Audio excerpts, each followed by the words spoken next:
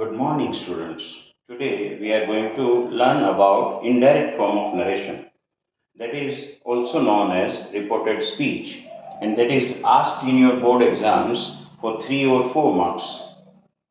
But before learning that, we should know the two literary terms, that is direct speech and indirect speech. What is direct speech and what is indirect speech? Let us understand first those two terms, and then we should go to the rules of converting direct into indirect. तो direct speech क्या है ये हमें पहले समझना है. What is direct speech? When the speaker is directly addressing the listener and whatever he says is known as direct speech.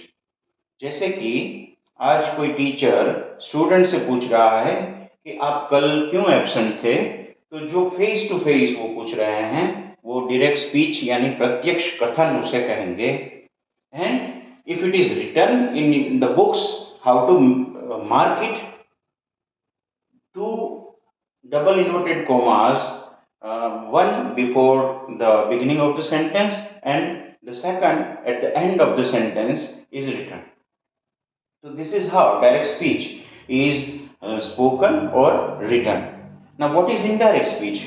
Indirect speech is when the listener is absent, when the communication has already happened some time ago and you are reporting it to someone else, that this has happened before 2 days and I told the person like this, my teacher told me like this in the school. So when you return home, जब आप घर पे जाते हो और school में जो communication हुआ उसके बारे में अपने माता पिता को बताते हो, तो उसे कहते हैं indirect speech. You make some changes. So what is the definition of indirect speech? Indirect speech is used when the past dialogues is reported before someone with necessary modifications.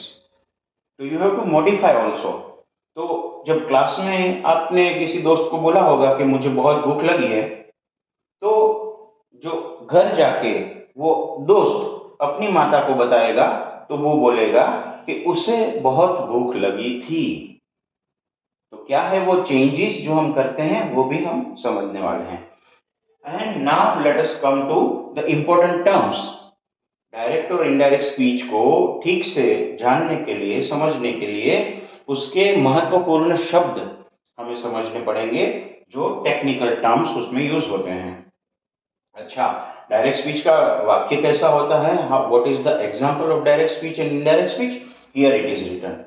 Example, Amit said to Tina, Amit ने टीना को बोला, I want your book today, आज मुझे आपकी book चाहिए. तो ये जो सेंटेंस आपको दिख रहा है इसमें कॉमा भी है, डबल इन्वर्टेड कॉमा भी है, तो ये पूरा वाक्य है, ये डायरेक्ट स्पीच कहा जाएगा. अब क्या खास बातें हैं इसमें जानने वाली वो भी हम समझेंगे. और इसके नीचे इनडायरेक्ट स्पीच का सेंटेंस दिया गया है. Let us see what are the important terms. क्या है वो उसके टेक्निकल टर्म्स वो हम जान लेते हैं. उसमें पार्ट्स ऑफ अ सेंटेंस कितने होते हैं वो भी हम जान लेते हैं, फिर हम डायरेक्ट से इनडायरेक्ट कर सकते हैं. तो पहला होता है उसमें जानने वाली बात है रिपोर्टर. तो जो बोलने वाला है उसे कहेंगे रिपोर्टर, और जो सुनने वाला है टीना, क्योंकि ये दो लोगों के बीच में कन्वर्सेशन हो रहा होगा तो टीना को कहेंगे यहाँ लिसनर. तो जो भी बोलता है वो सिंगुलर हो या प्लूरल हो उसे रिपोर्टर कहेंगे, और जो सुनने वाला है जो सिंगुलर हो या प्लूरल हो उसे लिसनर कहेंगे. अभी और एक, ये दो टर्म हो गए रिपोर्टर एंड लिसनर. अभी और एक टर्म है रिपोर्टिंग वर्ब. वो क्या होता है? तो अगर हम किसी से कुछ कहना चाहते हैं, if you want to tell something to somebody, then we use the verbs like उसने बोला, उसने कहा, मैंने सुना, उसने पूछा. तो ये सारे जो वर्ब्स आप यूज कर रहे हैं क्रियापद, उसे कहेंगे रिपोर्टिंग वर्ब. यानी कि सेड टू और टोल्ड और आस्क्ड और इन्फॉर्म्ड, ये सारे कहेंगे रिपोर्टिंग वर्ब. तो जो सेंटेंस प्रस्तुत करने के लिए पहले जो वर्ब यूज होंगे उसे कहेंगे रिपोर्टिंग वर्ब. तो ये भी हो गया रिपोर्टिंग वर्ब. अभी एक और टर्म है वो है कंजंक्शन। वो डायरेक्ट स्पीच में यूज नहीं होगा, इनडायरेक्ट स्पीच में ये दोनों पार्ट ऑफ द सेंटेंस है, ये पहला टुकड़ा है, ये दूसरा टुकड़ा है। इसको जोड़ने के लिए जो वर्ड यूज होगा इनडायरेक्ट स्पीच में वो है कंजंक्शन। जैसे फेविकोल का जोड़ है, मजबूत जोड़ कभी टूटेगा नहीं, वैसे यहाँ कंजंक्शन जो जोड़ने का काम करेगा। फिर ये फिफ्थ है रिपोर्टेड स्पीच। तो रिपोर्टेड स्पीच क्या है? तो डबल इन्वर्टेड कोमा के बीच में जो भी कुछ लिखा है उसे कहेंगे रिपोर्टेड स्पीच यानी RS।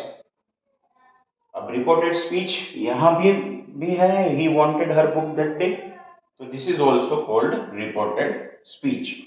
ठीक है।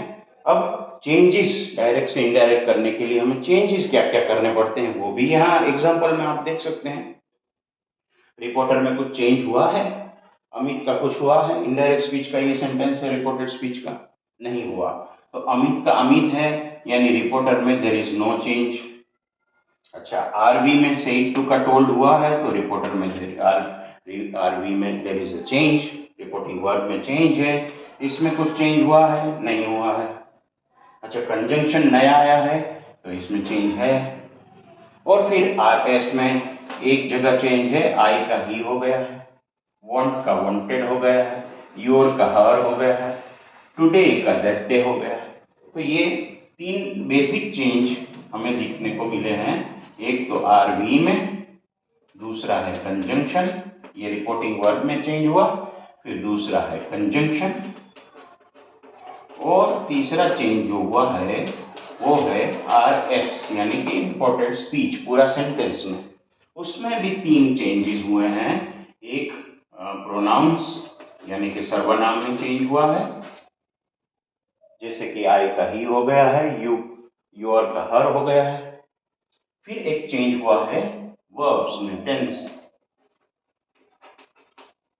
तो ये काल वर्तमान काल से भूतकाल हो गया है, वांट का वांटेड हो गया है। वो कैसे करते हैं वो हम सीखेंगे, पहले चेंजेस देख लेते हैं। और लास्ट चेंज हो गया टुडे का दैट डे, यानी कि एडवर्बियल्स इसे कहते हैं, adverbial showing time and place. तो अभी डायरेक्ट से इनडायरेक्ट करने के लिए हमें टोटल इतने चेंज करने पड़ेंगे, एक रिपोर्टिंग वर्ब में, दूसरा कंजंक्शन, और तीन चेंज RS में। बस 5 चेंज करने से हमें इनडायरेक्ट स्पीच पूरा अच्छे तरीके से याद रह जाएगा। ठीक है, मिलते हैं।